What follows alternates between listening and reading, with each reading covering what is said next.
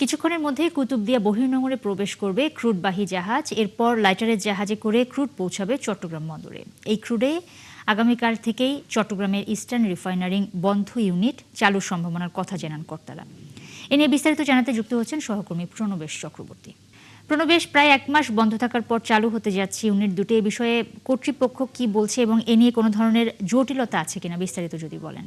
চট্টগ্রামে অবস্থিত দেশের একমাত্র রাষ্ট্রায়ত্ত তেল পরিশোধনাগার ইস্টার্ন রিফাইনারি, এর জন্য যে ক্রুড অয়েলবাহী সৌদি আরবের ইয়ানবু থেকে আসা ক্রুড অয়েলবাহী জাহাজ এমটি নিনেমিয়া, এটি চট্টগ্রাম বন্দরের বহির্নোঙরে এরই মধ্যে প্রবেশ করেছে।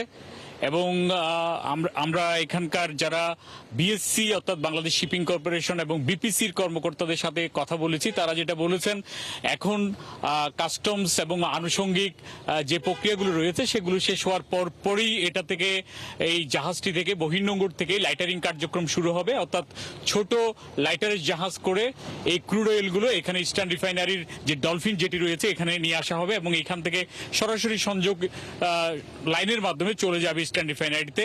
পরবর্তীতে সেখানে উৎপাদন শুরু হবে। আর আজকে বিপিসির চেয়ারম্যান তিনি এখানে আসছিলেন, এখানে কয়েকটি ইউনিট তিনি পরিদর্শন করেছেন, বিপিসি বিভিন্ন স্থাপনা তিনি পরিদর্শন করেছেন।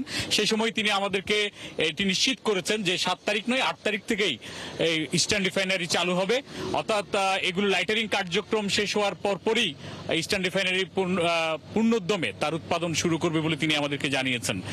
আর যেহেতু এটি বিকল্প পথে আসছে, তিনি যেটি আমাদেরকে জানিয়েছেন যে বিকল্প পথে ক্রুড আনার ব্যবস্থা চিন্তা ভাবনা তারা করেছেন, যাতে হরমুজের উপর নির্ভরতা না থাকে সেটি মাথায় রেখেই তারা এই তাদের পরিকল্পনা সাজিয়েছেন। পাশাপাশি তিনি বলছেন সেকেন্ড রিফাইনারি চালুর জন্য চিন্তা ভাবনা তারা করছেন এবং এই কার্যক্রম অনেক দূর এগিয়ে গেছে।